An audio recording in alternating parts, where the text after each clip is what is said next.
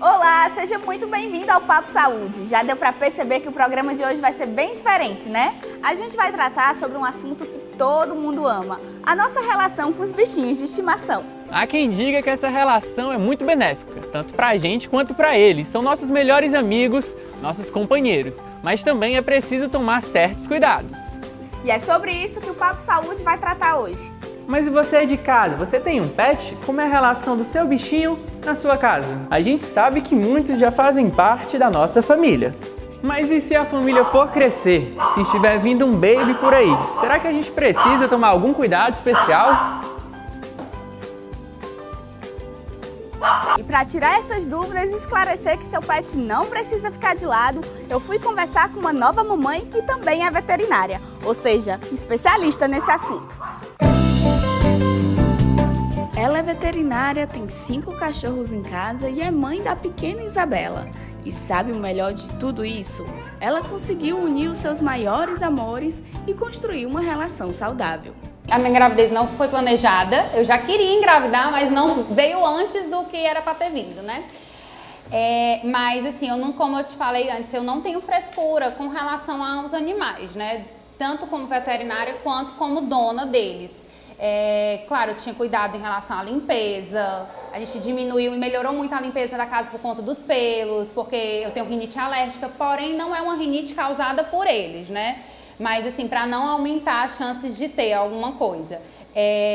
Mas minha médica era super liberal, falou que nunca ia ter nenhum problema, até porque antes de eu engravidar eu já tinha cachorro, eu pequenininha do tamanho da Isabela já convivia com cachorro. Então, era uma coisa que ia ser super natural. No caso, foi super natural, né? Trabalhei até os 9 meses, nunca tive absolutamente nada. E a preparação dela, eu fiquei 2 dias no hospital. Nesses 2 dias que eu estava no hospital, a minha família toda foi, limpou a casa, para poder tirar todo o excesso de alguma sujeira possível, né? Quando ela chegou, a primeira coisa que eu fiz foi apresentar ela para eles, porque antes dela chegar, eram eles, unicamente eles. Então, quando ela chegou, eu coloquei para cheirar o pezinho, ela bebezinha, aquela coisa, coloquei para cheirar o pezinho, porém eu fiz a restrição de entrar no quarto no início. Até porque eu sou mãe de primeira viagem, eu não sabia absolutamente nada, então eu tinha que ter aquele momento com ela. Acabou sendo cesárea, eu não consegui ter um parto normal, então eu tinha que ter cuidado no pós-operatório também, então ficou assim um pouco mais restritivo, mas depois de acho que acredito, uma semana, eu comecei a liberar aos poucos. Eles entravam no quarto dela, ela no bercinho, aí eles ficavam debaixo do berço, aquela coisa, era algo novo e eles entendiam esse novo. A Lotus e a Buba, que é a mãe dela, eram as que ficavam, sempre que se eu estivesse dentro do quarto e elas não entrassem, elas estavam o tempo todo na porta. Aí, ao longo dos meses, a gente foi vendo que quando a Isabela chorava e eu demorava a ir pro quarto, eles corriam atrás de mim, tipo assim, mãe, ela tá chorando, corre, né? Assim, o convívio é muito harmônico, de todos os jeitos, de todos os sentidos. Eu sempre falo que quem descobriu que eu estava grávida foi minha pitbull. Eu chegava em casa da academia, tirava a blusa e ela lambia loucamente minha barriga. Loucamente. Aí quando eu fiz o teste estava positivo. Ao longo do desenvolvimento da barriga, a gente fez fotos, ela mexia, eles ficavam agoniados, assim, como se fosse uma coisa estranha dentro. E depois o estranho foi só o choro, mas assim, a Isabela é muito quietinha mesmo, então o que ela chora é muito raro mesmo. Mas o convívio é extremamente harmônico, sem nenhum problema. E nunca estranharam, nunca latiram para ela se assustou uma única vez que teve uma festa no vizinho, aí meus cachorros latiram muito forte. Aí foi uma hora que ela acordou de madrugada com fome, quando eu fui amamentar, ela estava chorando, e eu percebi que não era pela fome, era o medo que ela teve dos latidos. Mas depois ela se acostumou, porque ela se acostumava até na barriga, né? A volta da licença maternidade é um momento que gera angústia nas mulheres, mas no caso da Priscila, ela teve uma ideia de construir um espaço para a filha dentro da própria clínica. Pós-parto, geralmente as pessoas dizem que a pessoa tem que voltar na licença com 4 meses, né? Só que a clínica que é minha, e eu realmente sentia muita falta do trabalho. Eu sou uma pessoa muito agitada, sou uma pessoa que gosta do trabalho, e a clínica sentiu a minha falta. Tinha uma veterinária no meu local, mas eu senti falta de trabalhar. Então, a primeira coisa que meu marido fez, aqui era um depósito, aqui ao lado, que vocês vão ver depois. Ele pintou, ajeitou e a gente tem um berço portátil. E a gente está trazendo esse berço portátil. Então, o que a gente fez? A gente, quando eu completei 2 meses, vamos testar, vamos ver se vai dar certo. E a gente veio numa terça-feira, montou o berço, montou tudo e foi adaptando, tipo, o que foi muito favorável para mim, que meus clientes, eles se tornaram minha família, minha segunda família. Então, vamos supor que tu chegava com teus cachorrinhos aqui e eu falava para ti, Winnie, eu vou amamentar. Tem problema não, Pri, pode ir. Então, todo mundo entende o horário da amamentação. Inclusive, num sábado, que aqui é muito lotado, eles sabem que, tipo, se tiver uma fila de 10 cachorros esperando, os 10 esperam tranquilamente, sem nenhum problema. E ela, como tá acostumada com barulho, tipo, barulho de secador, do soprador, ela também acaba nem reclamando. E sobre a convivência de um bebê com os animais, Priscila afirma que dá para ter uma relação saudável e, o mais importante, não excluir ou abandonar o seu animalzinho. Dá para ter, é algo extremamente saudável. Se eu não tenho como te mostrar, mas assim, é uma coisa que qualquer mãe, o Google tá aí para mostrar, para ver que a relação entre os animais e as crianças é muito benéfica. Então, assim, ela traz muitos benefícios para a saúde mesmo. A gente tem muito aquele mito de que o pelo... O mito que eu digo que a sociedade traz pra gente, né? Não é culpa dos médicos unicamente. Que isso é um problema, ai meu Deus, vai transmitir alguma coisa, esse pelo, o cachorro, isso é... Não, a gente também tem que zelar pela saúde dos animais. Não adianta eu falar pra ti que isso aqui é benéfico, mas é benéfico por quê? Porque eu cuido da minha cachorra, eu dou banhos nela, eu sou veterinária, mas se eu não fosse veterinária, eu levaria ao veterinário para ver que tá tudo ok, que tá tudo perfeito. Porque existem também doenças que passam do cachorro para um humano, mas não só ela que tá arriscada ou tá com um grupo de risco. Eu, você, todo mundo tá num grupo de risco em relação a essas doenças.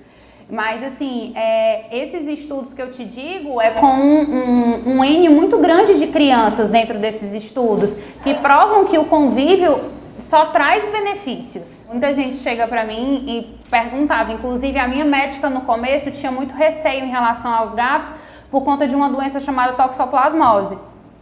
Porém, a toxoplasmose ela só é transmitida se a gente ingerir o cocô do gato.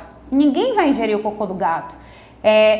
Não, eu errei, a maioria dos casos, né? Assim, ela é muito mais fácil ela ser transmitida numa salada crua, em alimentos mal cozidos. Então, assim, eu convivi com gato a gravidez toda, ela já convive com gato também, porque eu sei que não tem perigo dela pegar uma toxoplasmose tocando nas minhas gatas. Então, o recado que eu dou é principalmente porque eu atendo muitas mãezinhas grávidas que chegam pra mim e falam, eu vou ter que, infelizmente elas falam essa palavra, eu vou ter que me desfazer do meu gato, eu vou ter que me desfazer do meu cachorro. Isso é muito chato, porque antes de vir ela, eu tive eles. Entendeu? Então, assim, o amor que eu sinto por ela é um amor de filha, mas eu também tenho um amor de mãe pelos meus cães. Então, se a gente optou por ter um animal, a gente tem que cuidar daquele serzinho, da mesma forma que cuida deles. Então, assim, como eu te falei, as informações estão aí pra gente. Então, como a gente tem que se aproveitar delas da melhor forma possível. Ou a convivência, você tá vendo uma bebê de 5 meses interagindo, brincando, saudável. E não é uma saudável só por conta da alimentação. Isso aqui causa também um benefício em relação a isso. É saúde, que é amor, é afeto. Ela já está aprendendo a conviver com eles de maneira benéfica. E o recado que eu dou é esse, não excluir, não restringir. Claro que existem exceções de crianças que podem desenvolver uma alergia, que podem desenvolver alguma coisa, não ao animal, que ela tenha que ficar mais isolada. Mas não dizer que a culpa é só deles. A culpa nunca é deles, ao meu ver. Eu acho que eles só trazem realmente amor pra gente, amor mesmo. E é o que eu acho que ela vai sentir, que ela já sente, né, mãe?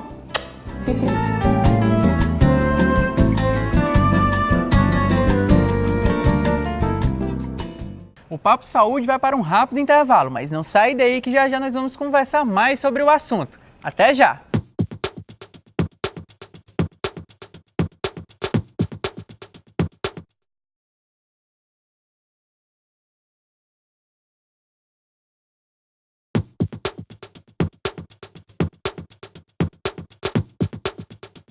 E o Papo Saúde está de volta com o nosso Papo Saudável.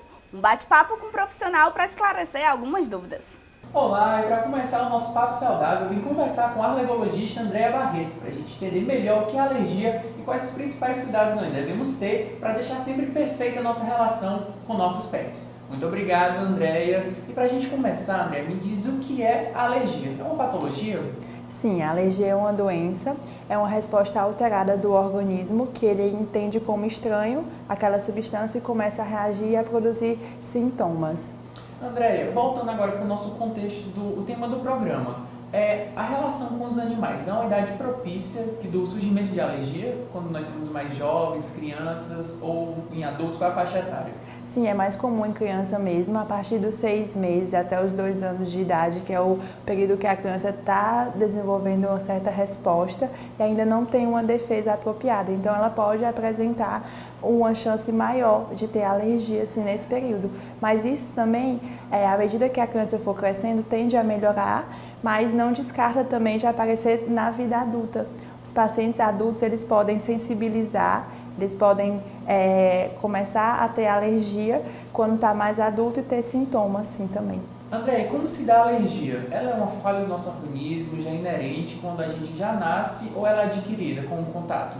Ela tem um componente genético, né? Quando um dos pais tem alergia, a chance da criança é de 30% a 40%. Quando os dois têm, é mais de 60% de ter alergia.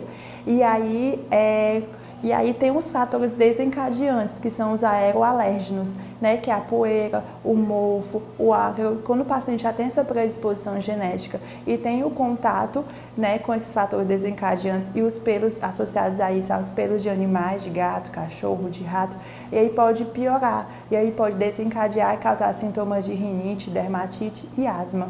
Doutora, e há algum tratamento específico que a senhora recomenda? Sim, tem tratamento medicamentoso, né? O paciente precisa primeiro fazer os testes alérgicos para identificar o que é que o paciente é alérgico, se é o pelo do gato, pelo de cachorro, ou é mesmo a poeira, o mofo. E aí, depois desse exame, a gente pode direcionar com as vacinas, que é a imunoterapia, o paciente ganhar tolerância e não ficar reagindo. Doutora, alguma raça específica que desencadeia essa alergia? A raça dos roedores, caninos ou até mesmo dos felinos?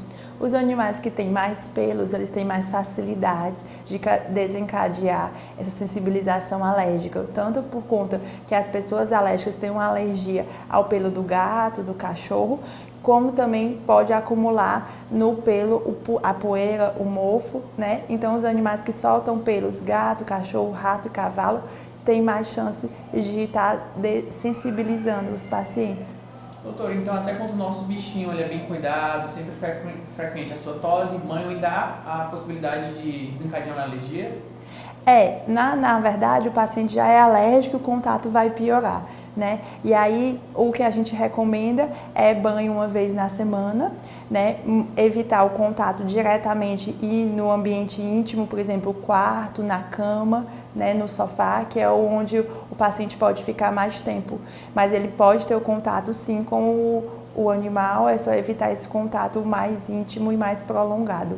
Então, doutora, para quem já possui alguma alergia, mas ainda assim não quer deixar o seu animalzinho, o seu bichinho de estimação de lado, quais são os primeiros passos, os principais cuidados que ele deve ter?